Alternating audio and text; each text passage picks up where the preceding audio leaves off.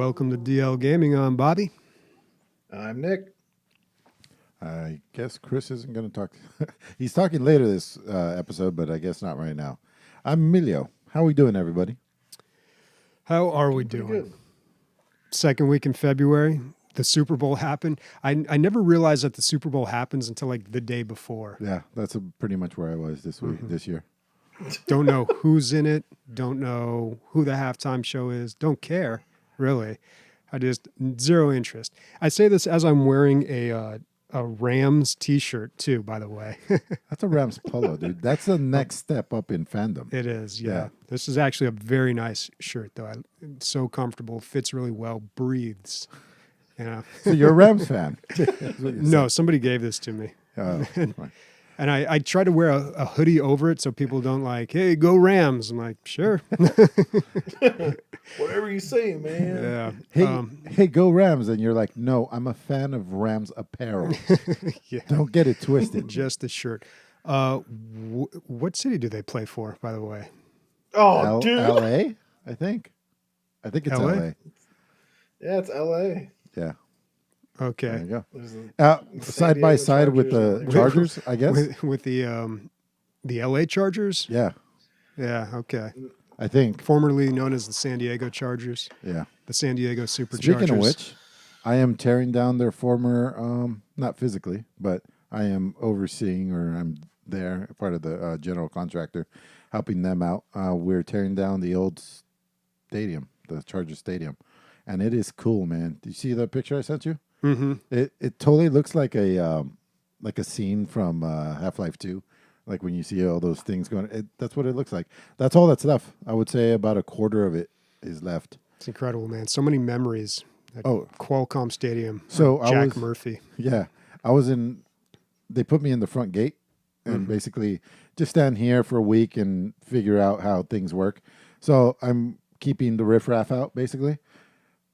No less than 15 people stop in the middle of the road, get out of their car, and try to take pictures. But like we have a 10-foot high fence, and there's semis just barreling out of there because they get paid by the load. So they're just fucking breaking the law constantly. and these people are like trying to go in between the semis and take pictures. And that's basically my job, is to stop the death. Don't keep people from getting run over. Yeah, that's pretty much what I'm doing. And every single one says memories. Like, no matter what they say, whether they have questions or whatever, it's like, so memories here. Hey, do you have memories here? All 15 of them drop that word in the memories. Yeah. Yep. I mean, it's a landmark in San Diego, especially if you've been here for a while. Like right everybody as a kid has had to have gone out there and just baked in the hot sun. God, there's no shade at that stadium at all. It was so bad. When they moved downtown, it was so much better. It looks like the new one doesn't have any shade either, but it's modern. I don't know what they're doing about shade. Yeah. Well, I mean, I speak about it as a baseball stadium, but I forget that the Chargers continued to play at Qualcomm Stadium for years after the Padres moved downtown. But anyway, enough sports. San Diego. Enough sports ball. Sniper, can we get like a Jurassic Park like background noise of like dinosaurs and shit whenever these two old bastards start talking about memories? God damn it, dude. That's the one sound effect I don't have. I'll work on it, though. No, I'm just kidding. No, it's actually super sad to see. I've been there, and I've actually driven past it a couple times when I do visit in San Diego. Wow, sounds like you have a real connection there, Nick. I passed by it once or twice. Well, we do have something important to announce. Starting in March, we're going to be starting a new podcast about movies. You may have known if you were a Patreon subscriber, first of all, thank you very much. But we have exclusive content called Movies on the DL, where Emilio and I discuss one movie. We are actually going to be making that free for everybody, and we're going to be doing it twice a month. That'll be its own separate feed. And it's coming in March, man. It's going to be exciting. And the good thing is, we have spent a lot of time on this podcast going on about movies. And I know not everybody likes that. Some people don't care. Some people love it. But I think it's going to help us kind of segregate the topics of the podcast. So we'll be able to focus completely on PC gaming, a little bit of console and mobile on this podcast. And then if you do want that extra stuff about movies, then you can tune into the other podcast. Yeah, now that Nick is on pretty much full time, we're filling it. He can fill up the gaps that I was missing because I was working so much, and also going on with the Qualcomm thing and working there. I have a lot more free time now. I'm working just like 40 hours a week, and work is 20 minutes away. So back to regular life, man. I was killing myself there for a while. Cool. I can't wait to recharge on, like, my watch told me, it has health shit and stuff. It's like, hey, you're sleeping again. Like, good job. Like, here's 500 points or whatever.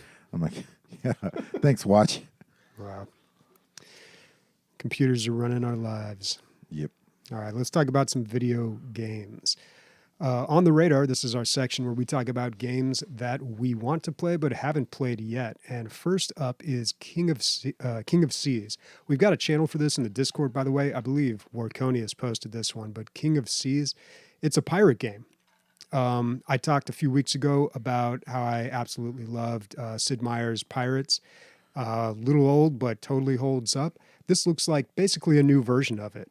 When I first looked at it, I was like, is it a Sea of Thieves type game? I couldn't quite figure it out, but no, it's a single player action RPG. It's got naval combat.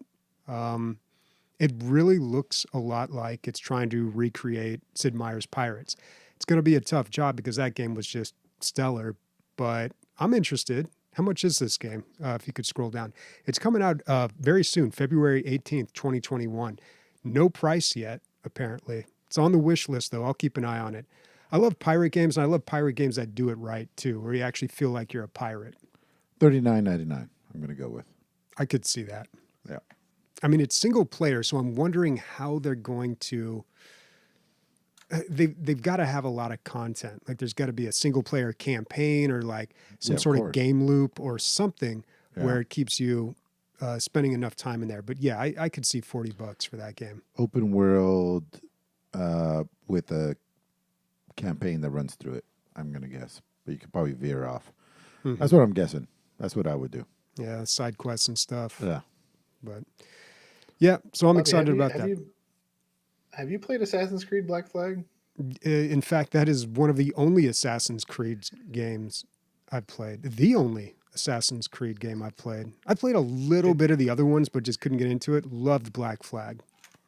Yeah, it's one of the best ones ever. That's what everyone tells me, and it kind of sucks because when you play what everyone says is the best one, you don't really want to go out and play the other ones. Mm-hmm. And they're so time consuming too. Yeah, they really are. Yeah, I did enjoy that game. All right, what about you guys? What do you got? So first of all, I want to give a shout out to Jens in our moderation channel. He's like, hey guys, maybe you should check out On the Radar. I knew that we had brought back On the Radar. Obviously, we've been doing it for about 3 weeks. I did not know that the text channel was back and people were posting shit. I just hadn't checked. Oh yeah, that was the whole thing. Yeah. So I'm glad, and there's a ton of stuff in there, and I'm glad that you guys are using it now. This is not from that, but I do have things from there later. Slasher's Keep is a procedurally generated first-person roguelike dungeon crawler. I got all that out without an So, and it's cel-shaded as well. So I pretty much said everything that it's like. All those things are just checklists for awesomeness for me. Like, I love every single thing that I just said, and this game put it all in one. The reviews are like 87% on Steam, and yeah, I haven't checked it out yet. I bought it. I have it installed. I just haven't played it because I've been playing a few more things that I've been talking about. But just take a look at it, and if it wets your whistle, check it out. $13.99, not too expensive. Nope. Okay. All right. The art style looks interesting. Mm-hmm. Not a lot of people playing this. 30 people playing right now. I mean, it's not terrible. DL Gaming Bump coming up. Let's see, 31 next week. One more game I wanted to mention. So we were talking a week or two ago about a game that it looked like Doom, but it was a roguelike. It was like old school Doom, but a roguelike. And I was talking to somebody on Discord this week, and they're like, "Oh, that already exists. There's a Doom mod. Of course there is. There's a Doom mod for everything. Yeah. But there's a Doom mod called DoomRL Arsenal." So it gets very confusing, dude. There's so many mods out there. So pardon me, but I'm going to try to explain this mess. DoomRL, Doom Roguelike, is its own mod, and that is like a top-down roguelike. Okay. Very, very much like the original Rogue game. Oh, okay. They are remaking that into a game called Jupiter Hell, and that is on Steam. I don't know what the situation is there. Wasn't interested in that.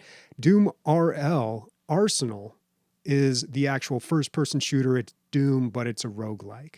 Okay. And then on top of that, you can pair that.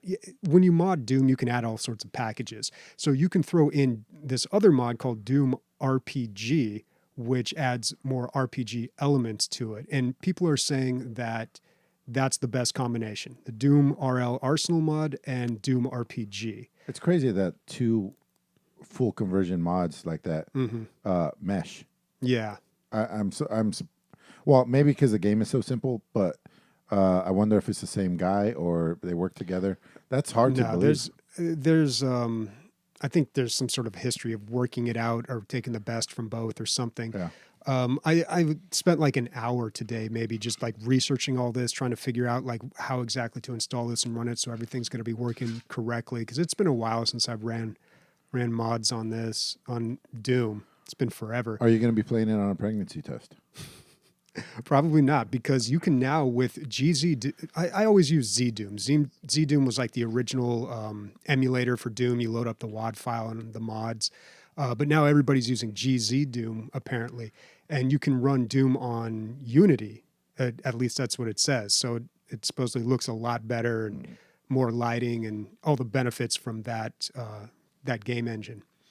So yeah, I mean, I might check this out, but at the same time, like I'm spending so much time like researching all these, it's modding, right? Like, so you got to research all these things. It doesn't work. You have to Google it, figure out why. There's not really a lot of help out there.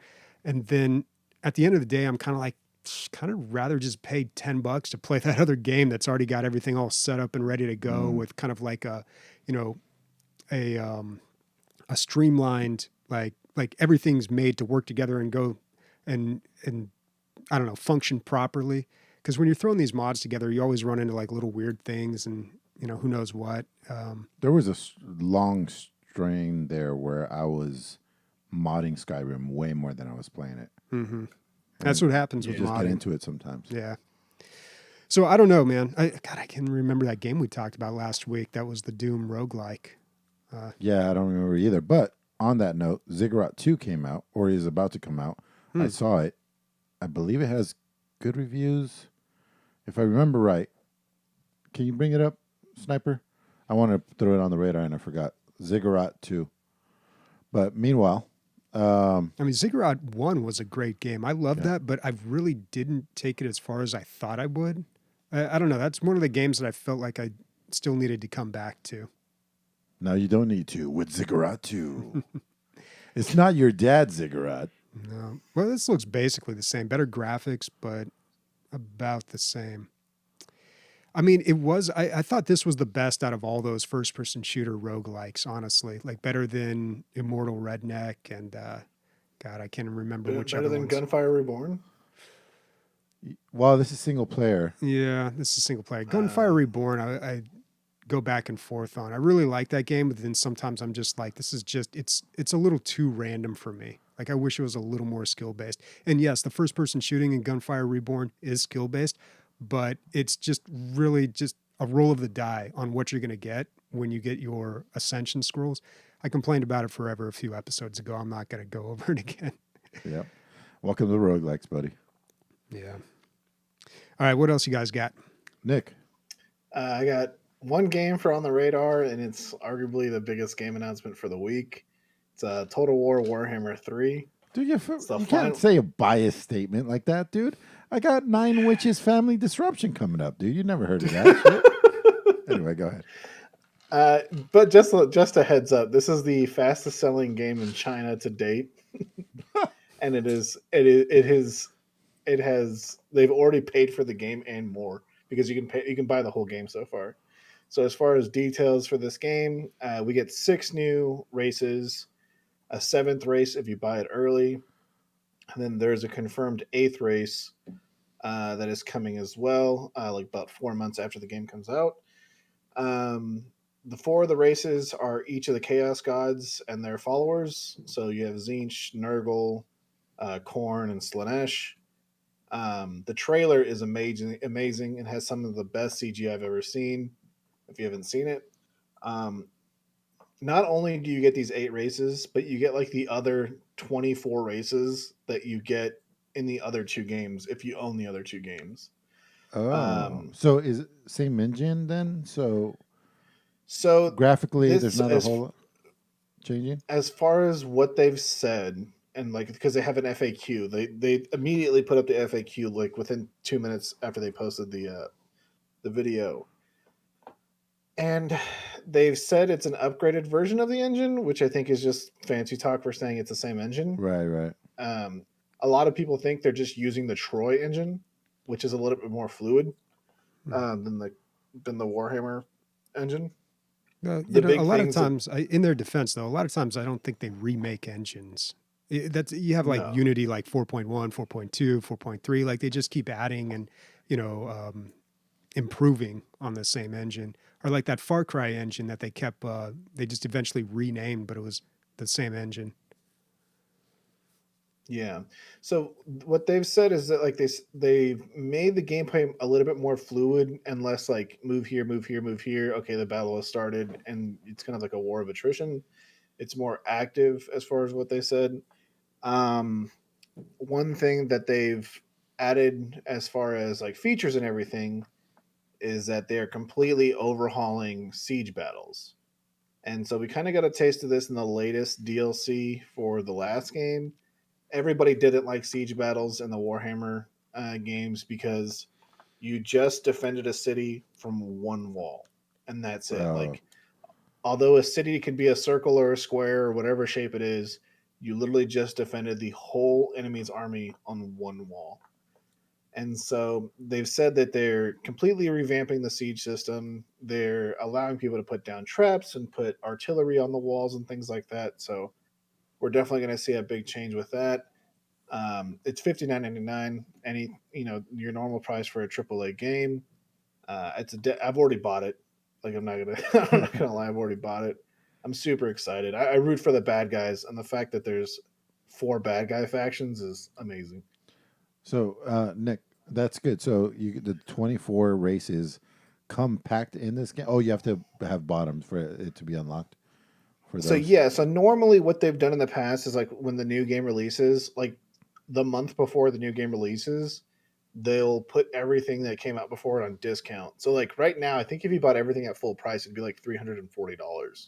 Oh, I see. But like on average, like whenever they do like a quote unquote sale, like when they did the winter sale, the last two games, all the DLC for the last 2 games, it was I believe $56.99.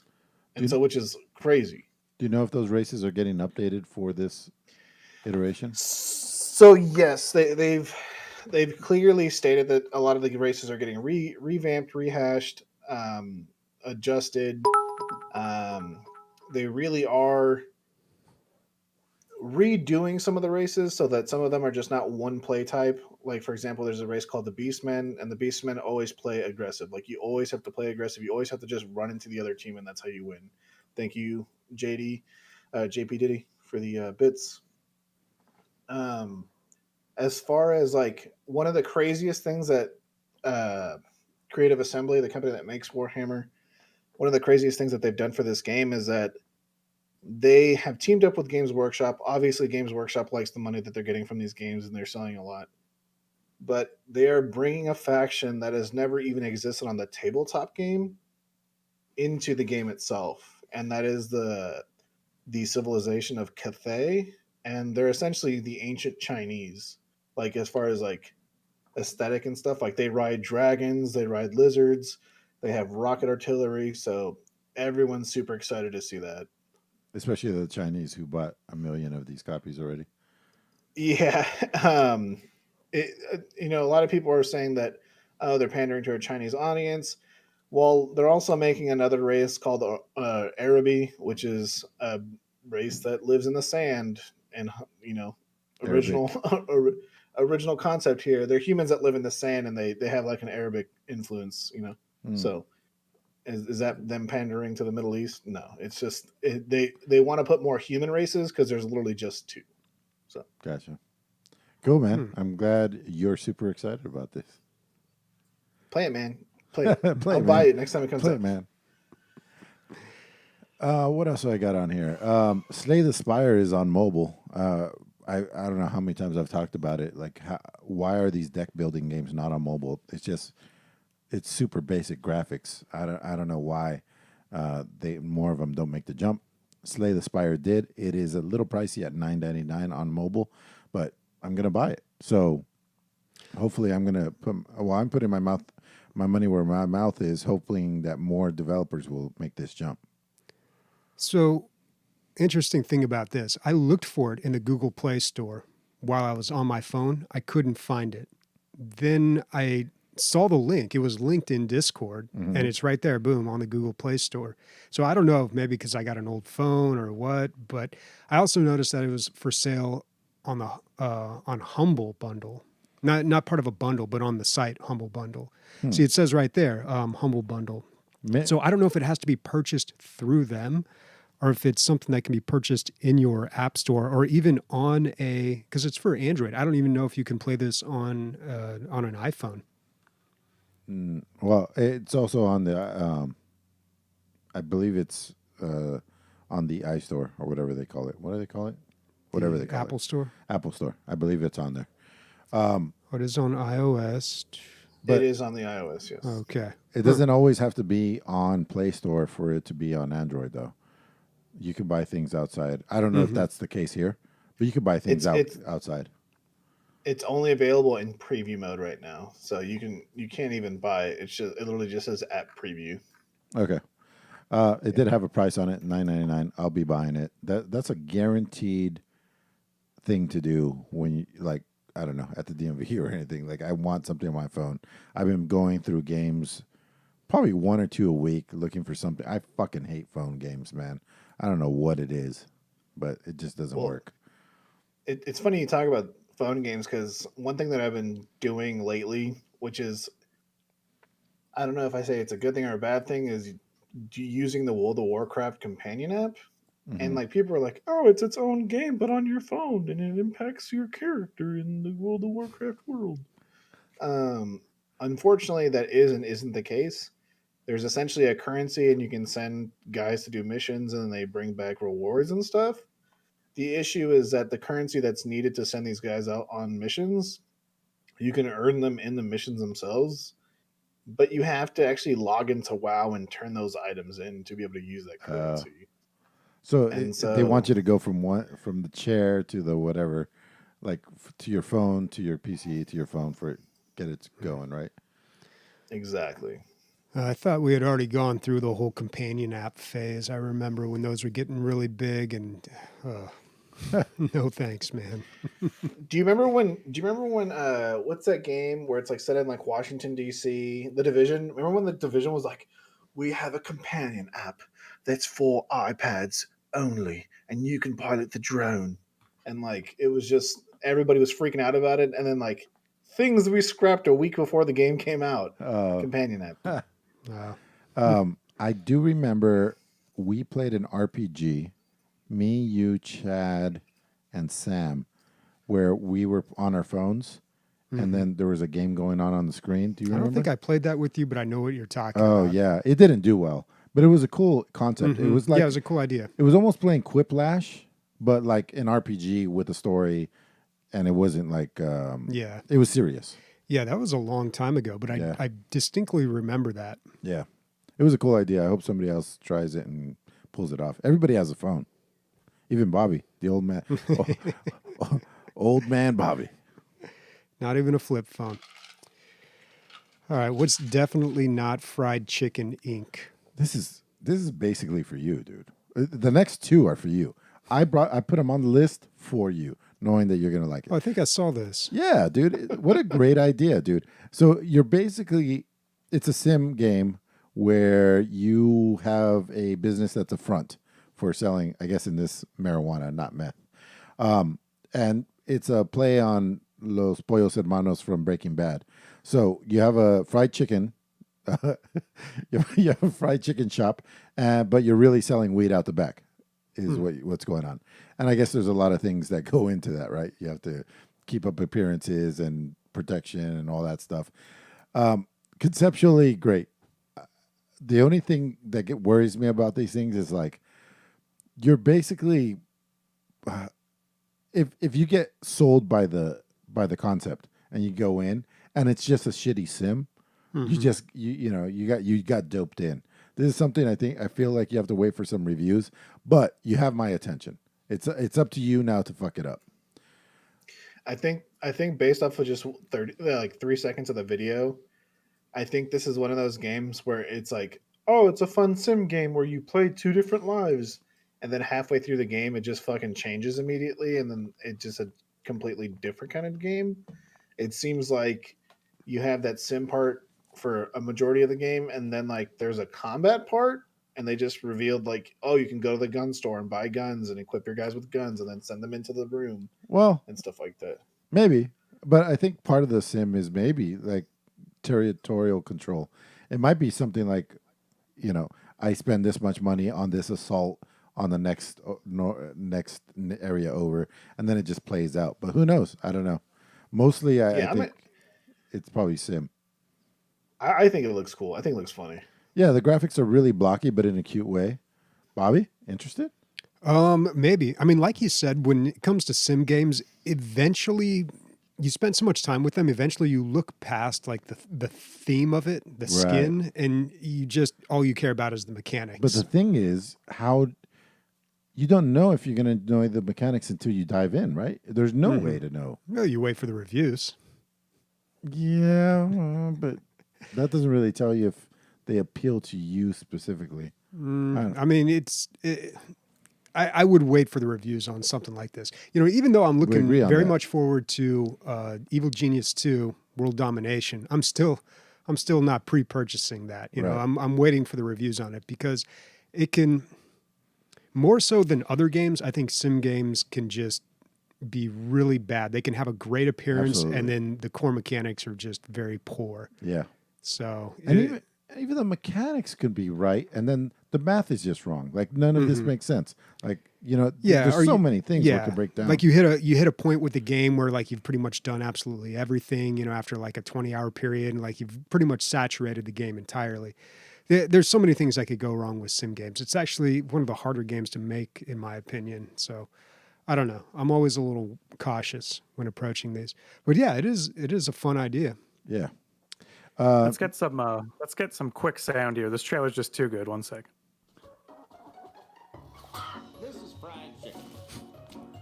And this is definitely not fried chicken. With this fast food joint, you'll create a... You get the idea. It's good. Good. It's good. Wow. The next one is 9 Witches Family Disruption. It is I'm pretty sure it doesn't out and say it. Point and click adventure set in World War II Germany, where they do some occult shit, and alternate history pops up. And I don't know. I was looking at it, and it just reminded me of like Monkey Island and stuff like that. And I was like, oh, I think Bobby would be interested in this. Yeah, this does look good. Yeah. I think I saw this. I know I've seen that artwork before, but the title didn't ring any bells. Yeah, it's a weird title. The whole game is really weird looking. But yeah, I was like, ooh, Bobby's going to like this. We slide this down the bar to him. It's been a while since I played a point and click adventure, and I have said that I really want to get back into one. So this game's $20. It already came out back in December. Reviews are pretty good. Yeah, in the 90s. Reviews are really good. I mean, not a ton of people playing this. 60, 80 reviews there. But yeah, I mean, it looks good. awards of some sort. I'm always interested in new point-and-click adventure games because it's such an old genre, and it's kind of one that people have kind of relegated to the past, and yet you can make a new point-and-click that's really good. We've seen plenty of I've seen plenty of examples. Nobody else here plays point-and-click adventure games. I've seen plenty of We've examples also, of recent point-and-clicks that are really good. So yeah, man, I'd probably, out of all the ones we've talked about, this is probably the one going on the wish welcome. list. Oh, actually, thank Jens. He's the one who put it up there. Cool. All Let's right. get to games that we have played. Yeah, you like how I did that? That's exactly what I say every week. He just took my line. I'll start it off because I just got one thing here. I finally played. Well, I didn't finally play. It just came out. The new update for Deep Rock Galactic, update 33. It's finally here. Update 33 came out February 4th. And yet another excuse for me to talk about this game that I love so much. Approaching 600 hours on this game. It's serious, dude. Jesus. It's serious. The new update is hard, man. It is really hard. I think it's because it's new and there's so many new things and I'm having to learn a lot of things. The new biomes, which are just like the new areas or maps that you can go into, they seem really dark, just like hard to light up and hard to see where you're going. They've got all sorts of new things to interact with. There's one that has these thorns everywhere and you can hit some of them and they kind of retreat, but then they slowly come back. There's like claws that jump out at you and poke you. The Azure Weld, which is the kind of dark bluish map, kind of almost looks underwater. It's absolutely beautiful, extremely dark, and it's got these things called cave angels. We saw them in the video here a little ways back. Like a manta ray. They look like a manta ray. Yeah. And you can jump onto these things and use them like a hang glider. And you can actually control them. You can go up, you can go down. Like it's a little clunky, but you can basically just sail across the map in one of these until you get shot down. What's absolutely hilarious is when somebody on your team's doing that and you just shoot and kill the cave angel and they just fall down. It's hilarious. Hasn't gotten old yet. I feel like a gunner on one of those could do some damage, huh? You're holding on with both hands. You can't do anything with your hands while you're doing this. So transportation only. So I played a lot of this on Friday. The usual guys on Discord that I play with, we all got on, we checked it out. We had a blast, played a lot, played a little bit more later in the weekend. And it was really hard. We had some really good runs and even my favorite mission that we ran, we lost, but it was still my favorite. We ran into a Corlock tyrant weed. I feel like Nick now. I'm just mentioning all these like weird names that nobody knows what they are. But like it's a really hard boss. It's very rare. I've ran into one maybe 10 times, probably less. And given as much as I play this game, that's not very much. Yeah. I've beaten it once or twice. Like it's just always in a really bad position. And this was in the worst position. And why go after it? Just because it was in the way. We were doing a pump jack mission and our last pump jack was right there. So it was like, well, we're either going to try to sneak it or we're going to fight through it. And we chose to fight through it. And it didn't work out well. We came close. Yeah. But yeah, it's a great patch. A bunch of people, like 12,000 people playing this game right now, at least when I was playing. So everybody's jumped back in, a bunch of new content. The new dreadnoughts, like these big tough bosses that are always in the game, they've redone them. There's now different versions of them, way harder fight now. Good. New Mactera, which are super annoying. The flying enemies. Things, yeah, very annoying. New skins, new dance moves, like a bunch of new content. Although in this patch, because they did so much, there were no balance updates for weapons because they said we're just focusing on everything else. And I can see why. Like, other than the 1.0 release, I think this is like the biggest patch they've ever had. Like, it's so much new stuff. Yeah. And so you got to see what's wrong and then fix it, right? And that's what the next patches are going to be. As far as like balancing and stuff like that. Surprisingly, I mean, yeah, usually they have a couple of hot fixes. And in this one they did. They had like one or two hot fixes right after to fix some important things. But honestly, this is one of the most stable patches too that have come out. Like it's been running everything real you smoothly. want. Yeah. And it's free. Yeah. Yep. And they are really piling on the DLC, but it's all cosmetic. Yeah. You owe it to them at this point to just buy some of that. I'll wait till it's on sale. I want to support them, but I'm very cheap. Nick, Nick, I don't think you know about this thing. So there's like the support us pack, right? Where you just like you buy some stuff only basically just to support them, and that's it. Bobby waited for it to be on sale to support them. It's like I love you guys, but I only love you this much, you know. Bobby's like that unfamiliar uncle that only shows up for like 2 hours, like twice a year, Yeah. only to bring presents, but they're not really good presents. They're not good presents. Hey, wait, I'm your only uncle, you fuck. No. Yeah, but great game.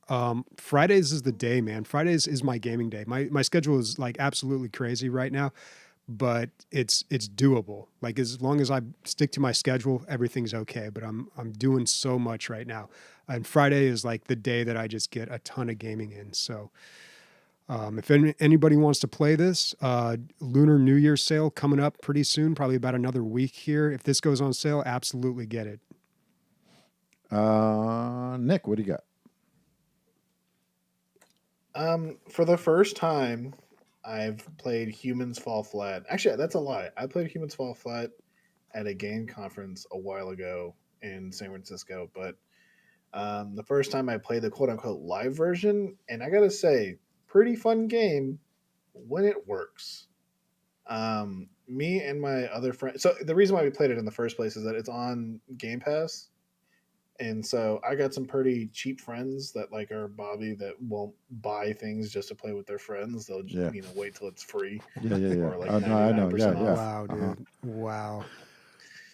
And so they were like, "Hey, let's play this game." So I was like, "All right." So I downloaded it. It's only like 1 gig, and I'm like, "All right, this is fun." I made my character. I took a screenshot of my face and just put it on my character's chest. And we played the first level, and me and another one of the other guys had like difficulty where like we would beat the level, and normally when you beat a level, you drop from the sky into the next level. But what had happened was that we dropped to the sky on the same level we just beat, and Everybody we else were was all on the other one. together. No, we were all together, right? 2 players could see the new level, while the 2 other players saw the previous level, but all the contact and all the like the collision was with the new level. Nick, were you guys playing mods?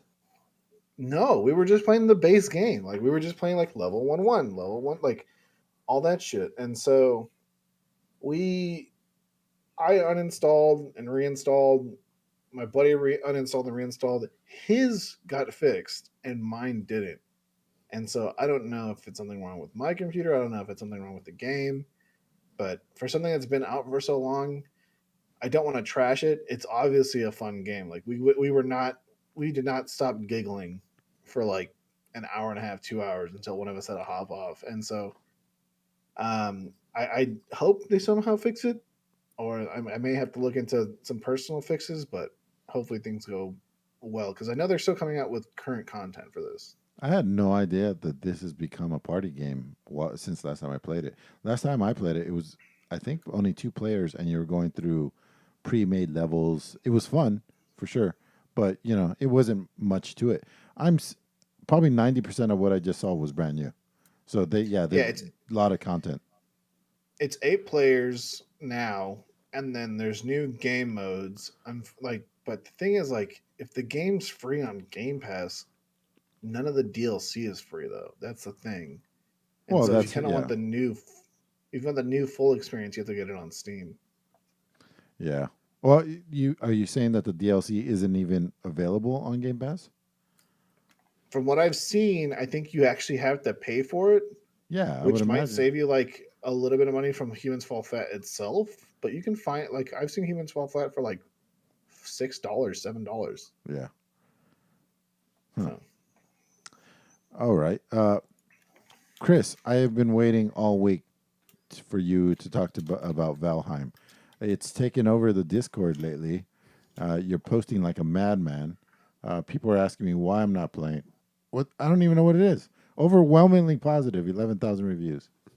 I don't know what happened to this game, but it's like the biggest shit ever.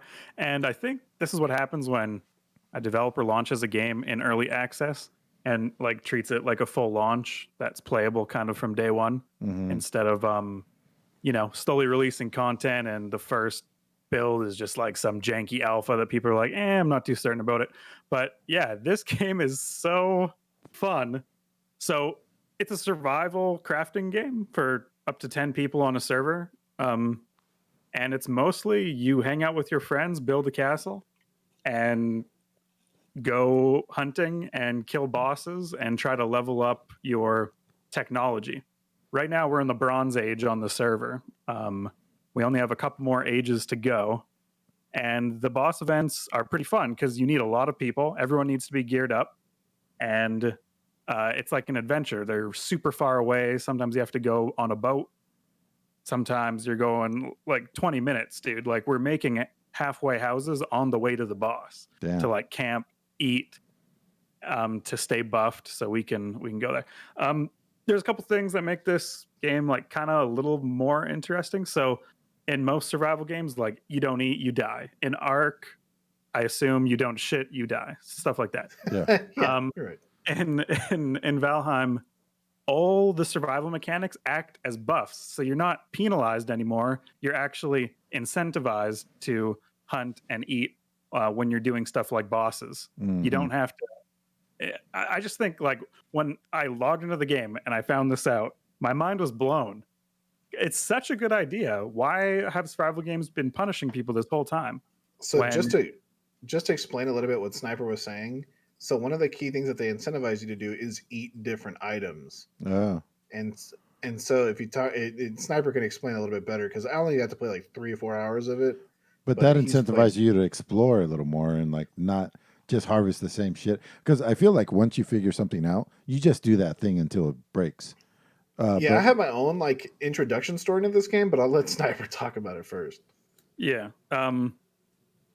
With the food stuff, like you are incentivized to explore different biomes because only certain food goes in certain biomes, and your max buffed health is you can have 3. They have to be 3 different types of food that you eat.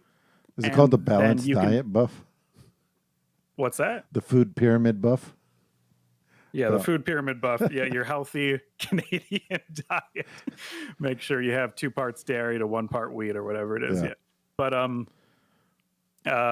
then if you're well rested, you gain more health. If you've slept on your bed recently, you gain more health. So there's all these things you can do to like be at your peak performance before you go do bosses and shit.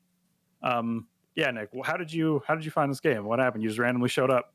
So like I saw everybody in the Discord. I didn't have really anything to do, and I was like, you know what? I'll buy it. Like it seems like really fun. It may not have like the best graphics in the world, but just hop it. I didn't even buy the game, and I hopped to the Discord and I heard how much fun everyone was having. So I was like, you know what? I'll pick it up. I think it's a game that me and Leslie are gonna pick up and play on our own. The reason being is that like I think I kind of fucked up when I started playing this game because when I hopped into the server, it was like day 36, and I'm like trying to get to you guys. And there's like goblins chasing me and shit. And I'm like 99% sure that the longer the days get, or like the more days that pass by, the more stuff spawns at night and the more stuff spawns in general and the harder they are. Well, you might think that, but that's just because we fucked up and we built our base at the edge of the dark forest, which is where all the stuff spawns from. But anywhere else, like the game doesn't get harder. What happens is as you explore on the map, this is a flat Earth, by the way. We're in like Norse heaven or something. It's not like real Earth. So that's why all these bad guys in this mythology. And as we explore outwards from where we start, everything gets progressively harder. And then the dark forests are kind of like patched everywhere randomly in the map. It's procedurally generated. And then, we built on the edge of one, which probably fucked you up. So like, I found that was pretty awesome. Like, oh, look at this commune. Like, everybody's working together and building, like, cool-ass weapons and stuff, and they're fighting stuff. And then I was like, you know what? I got to try this game by myself. I want to see what happens. So I was like, oh, the server's still up. I'm going to build a house next to your house. It took me 2.5 hours to build a house. Like, and it's not big. It's not intricate. It's just, like, a normal-ass house. But a goddamn troll and, like, 30 of those stupid goblin things just kept attacking me. I'm like, all right, I'm killing everything, and like it's fine and all, but literally like this 30-foot troll just runs up to my house and whacks it once, and then half of my progress just dissolves into the ether, and I'm like, son of a bitch, dude. Was it And then inside I the don't- city walls, Nick? No, like Why wouldn't you Yeah, put I it was- inside the city walls, Nick? because there was no room in the city walls. Okay, the commune walls are fucking full. Okay, like I wanted It's- to build next to them. I literally built like 20 feet away from them. Chris, nice work, And- dude. You made your place squatter proof. I know, yeah. I fill up every available square, and so no, no, Nick, I have room at my base. I'm actually very offended you did not want to live with me. Yeah, Okay. I was like, but that's the thing that I wanted to try it on my own. Like I wanted to see how difficult it is without the whole gang helping you. And Yeah. it's pretty hard, to say the least. Yeah, it is tough, but yeah. We had an advantage because a lot of us started at the same time, so we were all having fun and figuring out the game together. The first time you chop trees like any survival game. Of course, you're chopping down the trees, but there's lots of like physics in this game. So when you chop a tree down, where the tree falls does damage. Oh shit! And Gummy's chopping down our like first tree because we finally unlocked the hatchet, dude. Before we're just gathering branch stuff. It took us like 2 hours to unlock this hatchet, by the way. So Gummy's chopping down this tree, and Kurt is right beside him, and he just fucking gets crushed, dude. And we're like, oh shit, the trees do damage, dude. The tree was huge. It came down. Gummy's like, timber. Everyone scatters. Kurt doesn't move. He gets splat. And it was like moments like that where we were all together in a group that I felt like make it fun. And I'm sad that you were a late joiner, Nick, because No, I had a lot of fun Dude. Yeah, I had a lot of fun for the time I did play, and like there was a moment though I kind of had like a similar situation where like, hey, do trees kill you if they fall on you? And you're like, yeah, it does. I was like, all right, cool. So I'm fighting the same troll that destroyed my house. He swings at me, knocks a tree over, and I'm like, all right, cool, that's fine. He swings at me again. The tree flies in the air and kills me. It's not even the troll that fucking kills me. It's the tree. Jesus Anyway. Christ, dude. I can't handle that. Okay, one more story about this game, one more story, then we can move on. But we go on this epic journey, dude, because we finally unlock like a Viking row ship, which is better than this dinky raft that we first built. And so we're on this Viking ship and we're sailing the seas. We see like Nessie in the background in like some darker seas. We're like, oh shit, better not go there. We're finding new lands. There's like the skeleton island. All 5 of us are on this boat. And this game is very unforgiving. Where you die, your stuff is dropped and you have to go back to the exact spot to get all your shit. And we're all on like the highest level stuff we have. We got our bronze weapons. We're shining in the sun.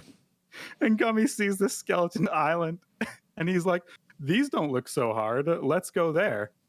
We get within like 5 feet of the island, dude, and our boat explodes. We all die in the fucking ocean. We're like, fuck, that really sucks. We're in shallow water or whatever. So we're like, okay, if we just go on land, maybe there's a land connection around this ocean.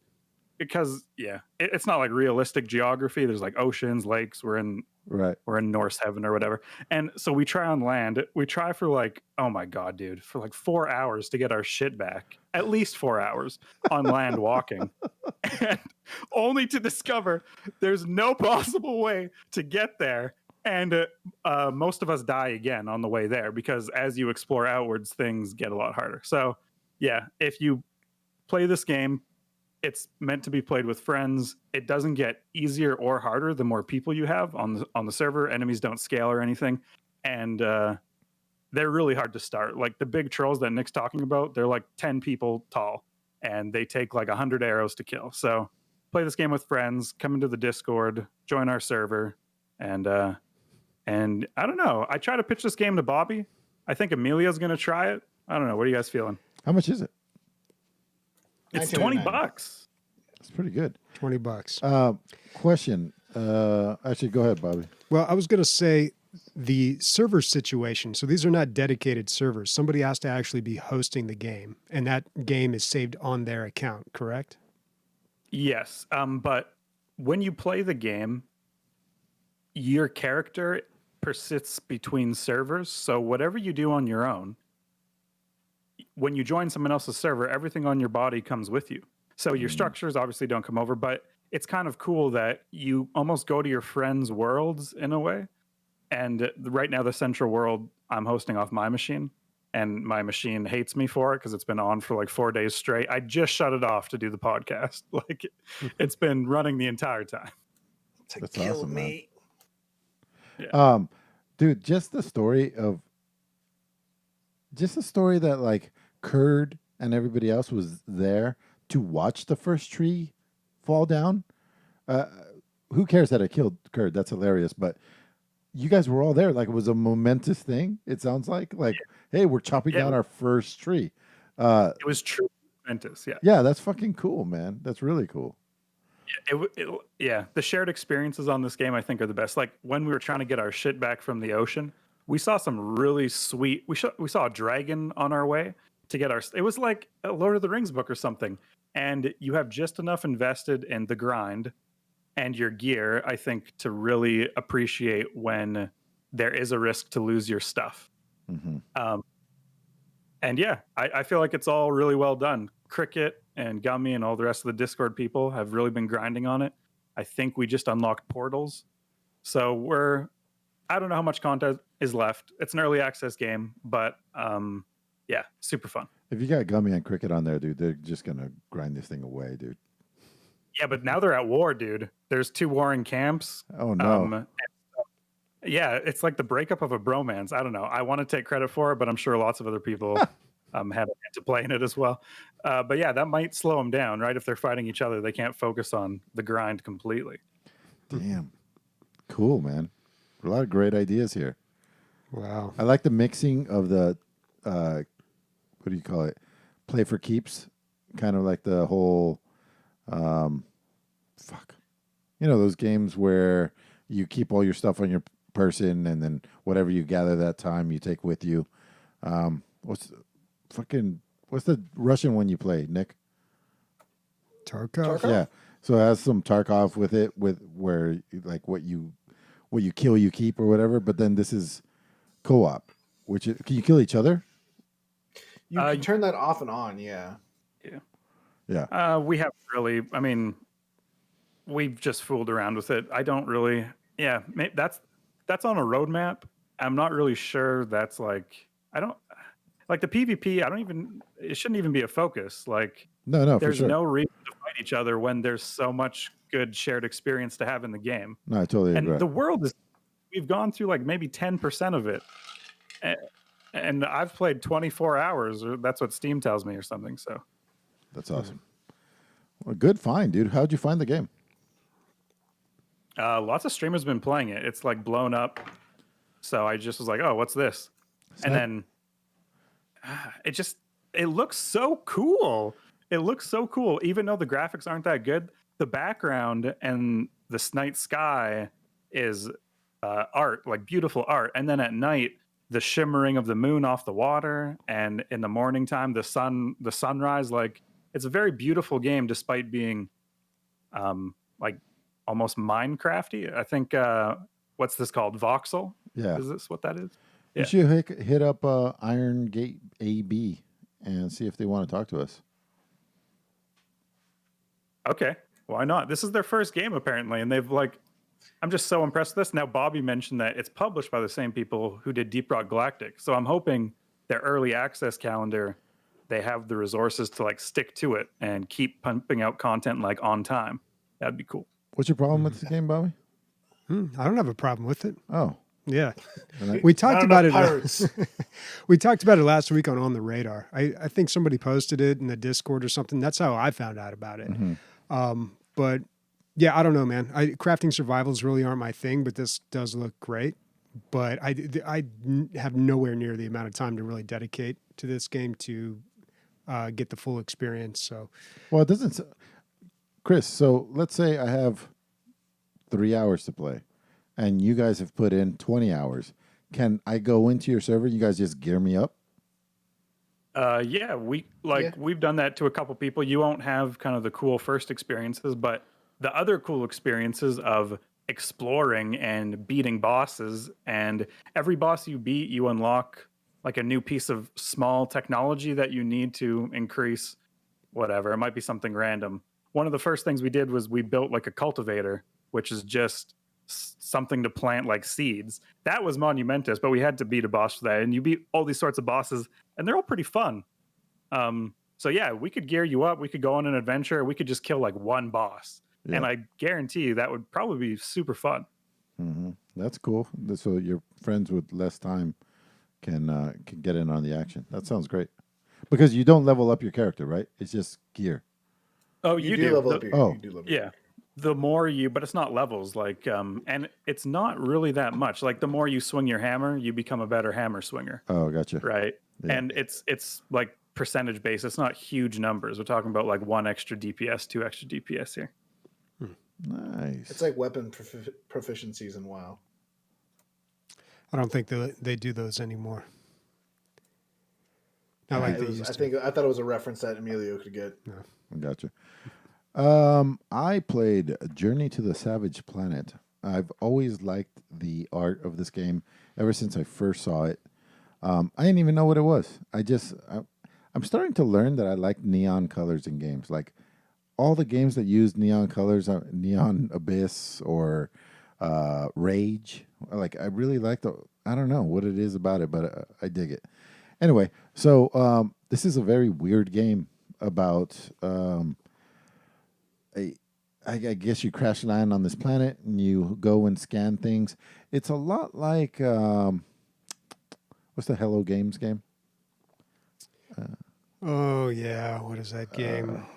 No. God damn it. What's the game that fucking came out? Fuck. Didn't like that game. Oh, the one that disappointed and they had to redo it all. Yeah, now it's No good. Man's Sky. We're talking No Man's about. Sky, No Man's yeah. Sky. So it's a single player No Man's Sky. Basically, you're going around, you're scanning things on this super weird planet. The more things you scan, the more blueprints your company sends you. And then you can take material that you find around the areas and 3D print them. But it's not, I mean, it's not technical at all. Literally, you're just kind of like playing through this cartoon and weird shit pops up. You try to scan it while it's trying to kill you. And then you go back to your spaceship, make a new thing. So now you have double jump, or now you have a grappling hook. And then you use it to get further into the level. It's all one big level so far. I've played it for 2-3 hours. And I think it's just going to continue. Like, I think it's just this ever expanding. You just keep going further and further away from your spaceship, but you can teleport back when you find these. You know, it's a lot of things that games have already used, but the comedy in this game is pretty great. The little AI in your ear is always putting you down. The commercials that play on the TV in your thing are hilarious, really good. I almost posted one in the Discord today. I'll do it later. And just the weirdness and the colors and the graphics. It's a good game. I like it. I'm not going to say it's like fucking one of the best things I've ever played, but good way to spend some time. I would say if anything I've said sounds cool, just take a look at it. And if that looks good, the gameplay is not going to disappoint. Like the gameplay's pretty good. Like it's up to par with what you're seeing. It's just a cool looking game. How much is this game? I got it cheap. It's on sale right now. Okay, it's on sale for $18. Oh, that's not bad. Yeah, $18, and it looks AAA-ish. You know, AA at least. So, the other thing that I played, and it's funny because I bought this after. Every once in a while, the planets align, and me and JP Diddy can play for a little bit. And so one of the games that we go to sometimes is Borderlands, but we just finished the Love and Tentacles DLC, and so we bought the Bounty of Blood DLC. Bobby, listen to this. Dinosaurs, cowboys, put them together. That's basically what's going on, man. So it's like the Wild West. I got a little bit of like Firefly from it because you still a space-faring civilization, and you get there and it's just kind of like a old hick town, and people ride dinosaurs instead of horses, and the antagonist is a super hot chick babe, that one who is kind of like this dinosaur whisperer. She whistles to them and they listen to her, and I haven't seen a bad guy this interesting for a while, and the setting is fucking great. Like Love and Tentacles was just like the whole thing was like a joke on Lovecraftian shit, and this is like a more serious tone about it. It still has that Borderlands funniness to it, but I can't wait to dive into this one. Yeah, really cool. Good. Really, really fucking cool. Me and Bob were just like, or me and John were like, hey, look at that thing. Hey, look it over there. Hey, look it over there. While we're just trying to get introduced to the world. I hope it's a long one. It's probably not very long, but I hope it's. How much are their DLCs usually? $15. Well, I meant in length. Oh, How long are I want to say I got 4 or 5 hours out of Blood and Tentacles. Love and Yeah. Tentacles. Yeah. Oh, that's cool. I totally forgot there was a Borderlands 3. When I saw this, I was like, oh, there's a new Borderlands game. Like, I just totally. I haven't played a Borderlands since Borderlands 2, like one of the DLCs. I think I played a little bit. It's been a while. But they always do find interesting things. They do a good job with their DLC, even though I don't really care for their games. Yep. All right. All right. Is it time for listener questions? I believe it is.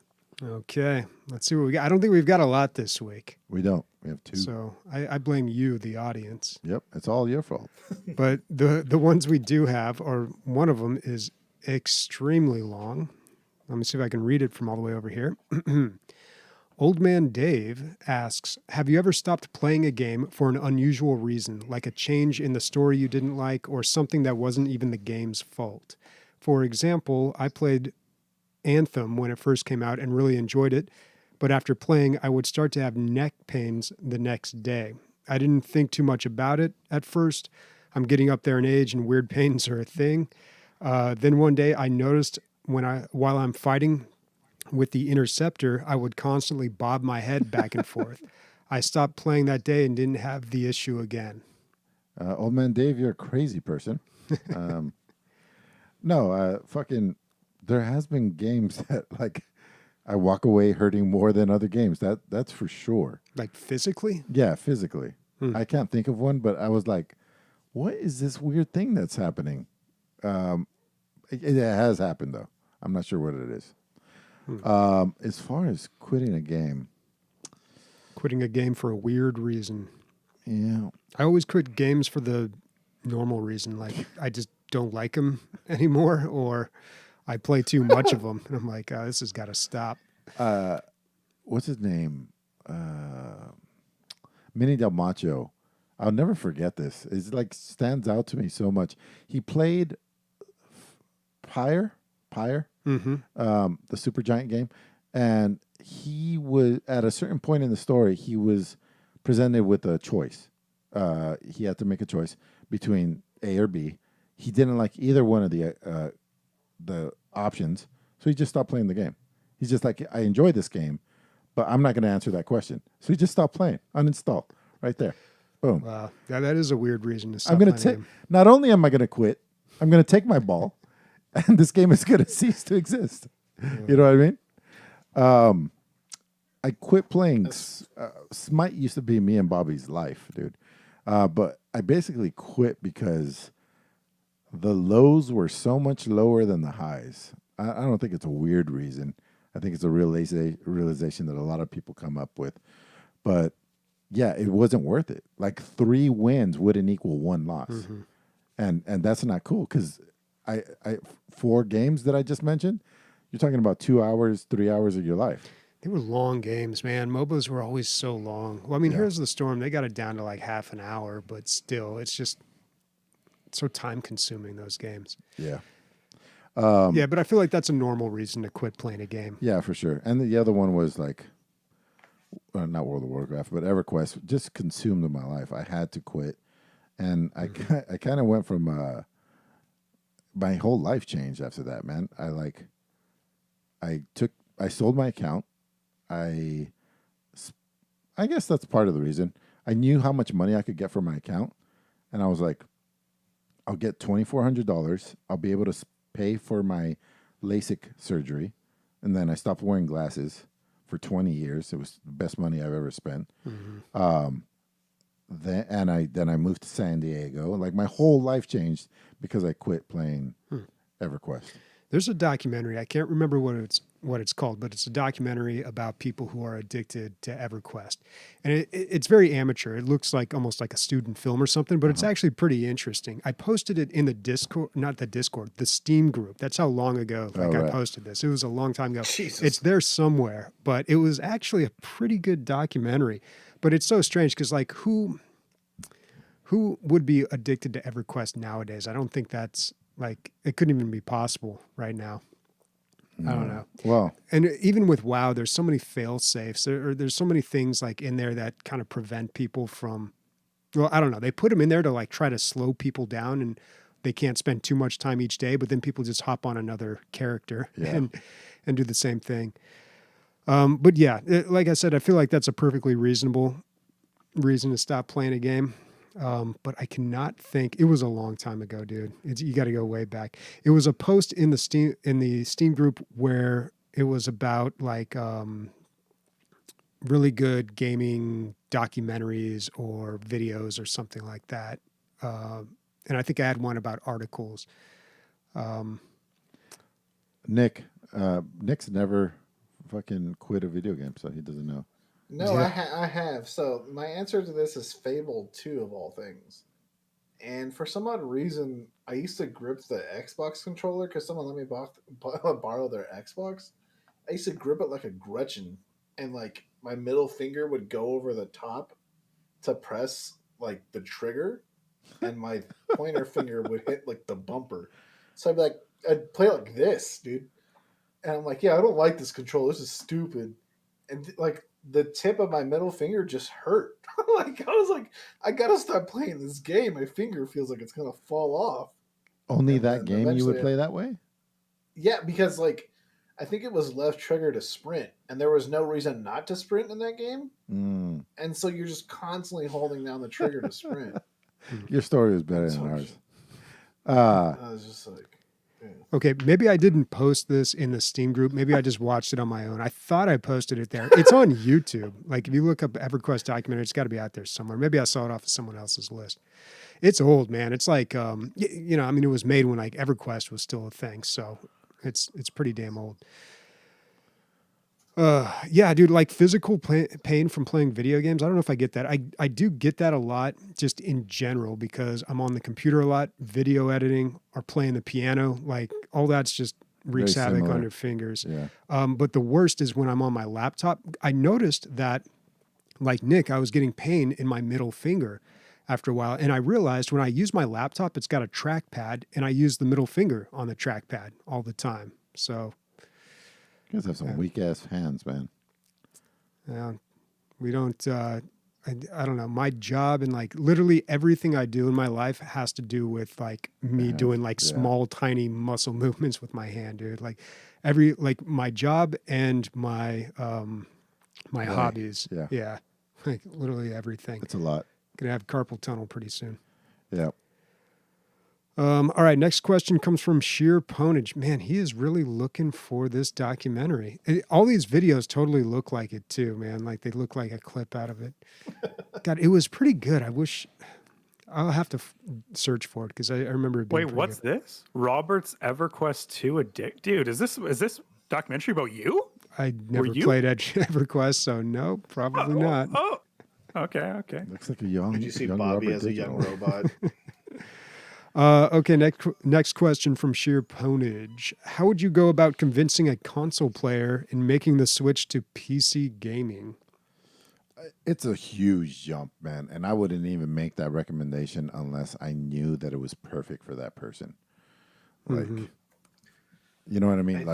Yeah, I've kind of stopped trying to sell people on it. You know, it seems like it's like most things. It's a thing you need to discover yourself. Yeah, man, because it's like. Say it was bungee jumping. You could come out to my bungee jump and like use my gear, and if you love it, and you jump into it. For a PC, I'm not going to give you my PC and have it in your house for like whatever amount of time, so you can get the idea. Yeah, you could play it on my house, but it's not it's not the same thing. It's like it takes up a part of your household, like a percentage of it is dedicated to this one thing. It's furniture. It's furniture. It's an area. It's a walled off area for work and fun, and that area used to be in every house because every house had a computer desk. Now that's gone because everybody's using fucking laptops and tablets. and tablets. So not only you have to dedicate $3,000, $2,000 at least. Well, you can play a lot of games on pretty cheap computers, though. With you got pretty to buy a box. inexpensive. We're talking about peripherals, everything. You got to somebody starting from scratch, $2,000. Yeah, but most people aren't going to like jump in and build some $2,000-$3,000 gaming computer, though. I don't think that's going to. If you're doing it, jumping from console, getting into PC, you're talking $2,000, dude. $2,000? Nah, I could build And you don't something own cheaper. anything. $2,000. Well, I don't know. Video cards are pretty expensive. Everything's pretty expensive right now because prices are gouged. But I don't think that's. I think that's part of it. I think like the price is, but I don't think that's really it. I think people are scared to build their own computer. Like it's very intimidating to like put all those parts. No, does it work? And if it doesn't, then who do I turn to, or what can I do? And yeah, there's places out there where you can have them build it and send it to you, and a lot of those are pretty good. But they may not really know about that. I don't know, man. Like I'd be interested to hear from console gamers that have turned to PC. I know they're out there. We've talked to them before. Nick. Yeah, I don't know, like what was Thanks, Bobby. the straw that broke the camel's back? What eventually made them make that decision? And now this PC nerd has all these console tattoos all over his body, and he's fucked. What are you talking about? I got tattoos of everything, man. As someone who was like, it's all about PlayStation, there's nothing better than PlayStation. The thing that did broke the straw on the camel's back is such a weird thing. And it was at the time I worked for Sears, and Best Buy. there was this. No, I worked at Sears, then I worked at Best Buy, but I worked at Sears.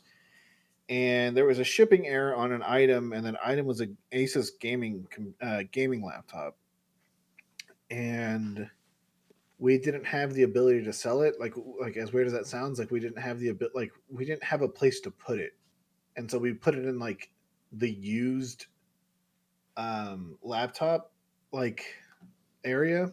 And so eventually in that area, if nothing moved for like 3 or 4 months, it would be put on clearance. And then if it wasn't sold for another 2 months, it'd be put on closeout. Well, nobody knew it was there, and it just sat in the back of the fucking shelf. And we're literally cleaning out the area. And my boss is like, "Hey, anyone want a gaming laptop?" And it was at the point of like not being sold where the manager can name the price, even if it was at a loss. And I was like, "Oh, I'll buy it for $300, right?" Like just as a joke. And he was like, "Deal." And so that little taste of like, I went from playing, Call of Duty every day on a computer, on a PlayStation and a bunch of other stuff, to like just getting a taste. Like it's a gaming laptop. Like you got to plug it into a fucking wall, else the battery's going to be gone in like 30 seconds and your lap's going to light on fire. But it was it was so worth it. And I was like, I think what I'm going to do, the next step was I bought a pre-built computer and I just replaced the graphics card. And then after that was building my own computer. And then after that was building another computer. And that's the one I have now. And so I've went up the steps of, computer lifestyle and having everything. The one thing is price. Like I work with a guy right now, and he's like, and not to his discredit, but he's like, "Yo, man, PlayStation's the best. All I do is play Madden. All I do is play this and that." He's like, I want to play computer, but I can't afford it. All this stuff. And he's like, but taxes are coming in though, so I think I'm gonna buy a computer. And he's like, "Yo, tell me all the games you play and all this stuff." And I was like, "All right." I told him everything. He's like, "Yeah, I'm definitely gonna get a computer." And like, I think one of the main things nowadays is just money. Like, it hands down is money. Told you, Bobby. By his one item. How much does a PlayStation 4 cost? It's $600, dude, versus $2,000. It's 4 times the price. PlayStation 5, the newest one is $399.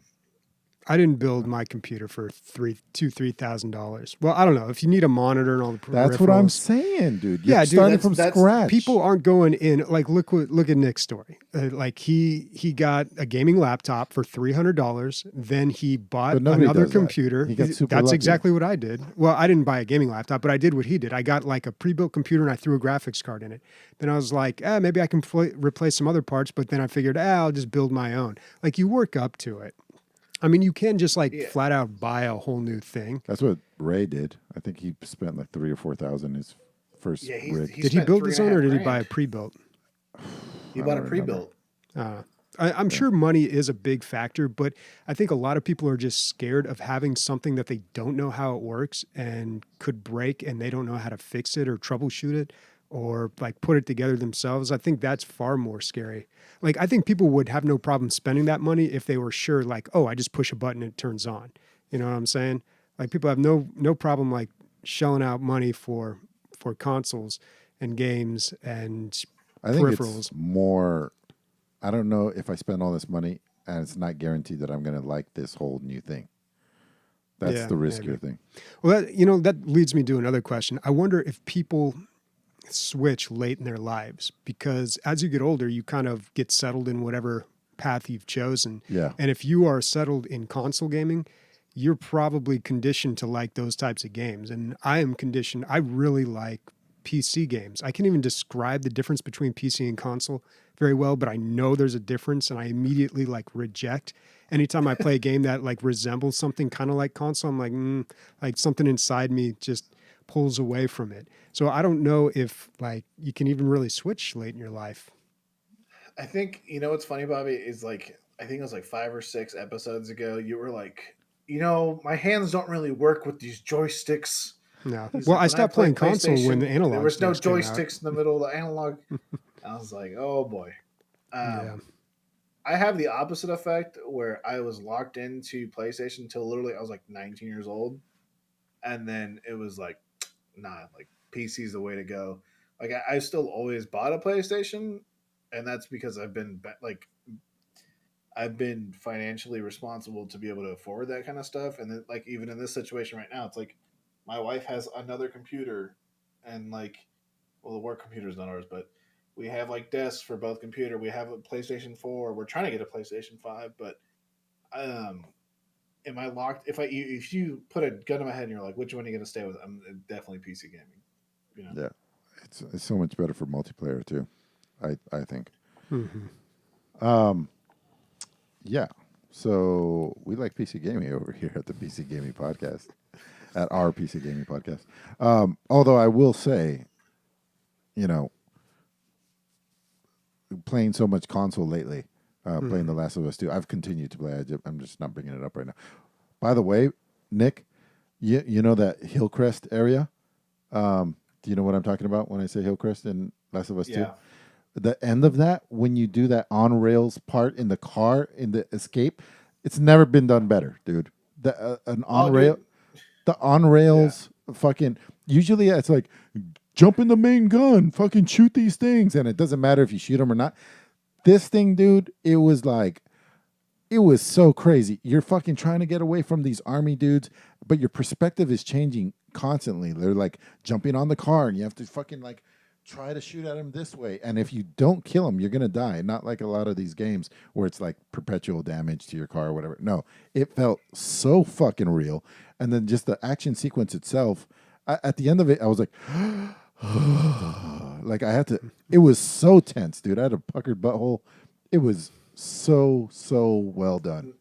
Not to get too much into that, but everybody credits like the action scenes in The Last of Us and Last of Us 2 from Drake's Uncharted Fortune or whatever it is. Yeah. The other game that Naughty Dog makes, because that was like the cinematic game. They were like, you know what, we're gonna make a movie and we're gonna make a game inside of the movie. Yeah. But all that writing, all that action sequence and stuff was put into The Last of Us as well. So it's such an amazing game because of it.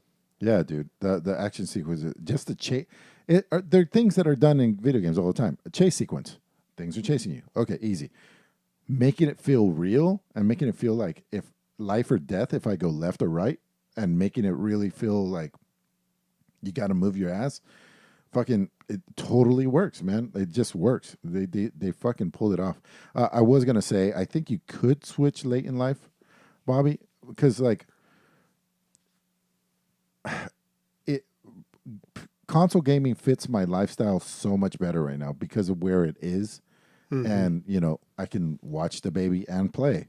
You can't really do that on a PC, at least not in the garage, at least not right now. It's like the PC gaming is like a different universe, might as well. And people just keep opening the door. Well, and yeah, fucking- I mean, part of that's kind of The the way you dog's got on it set fire. up, though. I mean, you've got your computer set up in the garage, far away from everything else that's happening in there. But I do see what you're saying. Yeah, it's very different, and I think we're ignoring a large population of people who do both. Like, it's not a this or that situation. There are a lot of people. In fact, I'd say most PC gamers play console as Probably, well. yeah. Especially Switch, which is, you know, it's the PC gamer's console, I feel like. But yeah, thanks for the questions, man. Those were good, thought-provoking questions. All right. We're about at the end here. What's everybody playing next week? Nick, how much further do I have? So I went through... You're now farther than me, by the way. Oh, okay. I know exactly what you were talking about, and I haven't got there myself. Okay. I'm about like 30 minutes away from it, but you're now farther than me. I'll actually try to play The Last of Us myself this week because I have a 4-day weekend. So, yeah, we'll see. I'll continue playing that. I'm going to play Slasher's Keep, and I'm going to play more Journey to the Planet. Savage If you Planet. guys play Valheim, I'll play with you as well. Yeah, me too. I'm down. It's weird, man. Like now that I'm working 6 to 2, I don't know. I mean, obviously, I still have all my responsibilities at the house, but I'll actually be able to get them done, and then maybe have free time. It's mind blowing. It's been a year since I've had free time, so I don't know how it's gonna play out. Exciting new What do you think chapter. about it? Yeah. I might check out DoomRL Arsenal and Doom RPG. We'll see. Or I don't know. You can't. When I was loading it up, even before I was tinkering with the mods, I was in like just the normal Doom levels and just like, oh God, these really were great games. I mean, I've played through Doom recently, like in the recent past, you know, when John Romero had those new levels out, Sigil, I played those. And like as old as that game is, like I still really enjoy it. So I don't know, man. I just may say, screw the mods. I'm going to play Doom 2. Doom 2, or maybe I'll play like some Hexen or some Duke Nukem 3D. Oh boy. Oh boy. We're ecstatic, if you could tell. Yeah. Nick, did you answer? Yeah, I already answered. I was going to play Okay, Last that's of right. Us and then try to play Valheim. Cool. All right, so PC Gaming Podcast, where 2 of us will be playing consoles. All right. Speaking for Bobby, Chris, Nick, and myself, shit. Zombie tits?